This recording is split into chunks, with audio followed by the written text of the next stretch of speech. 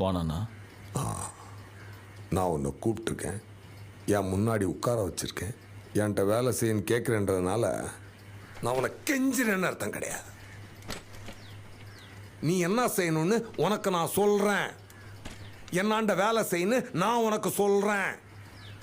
புரியுதா உனக்கு? நான் துரனை நான் போடலண்ணா. ஆமாப்பா, நீ போடலன்னே வச்சு. அப்படியே துரனை நான் போட்டது நானா இருந்தா அவரை போட்ட எனக்கு உங்களை போட எவ்வளோ நேரம் ஆகும்?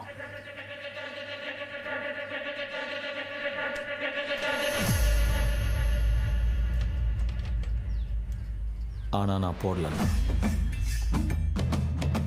நான் கிளம்புறேன்.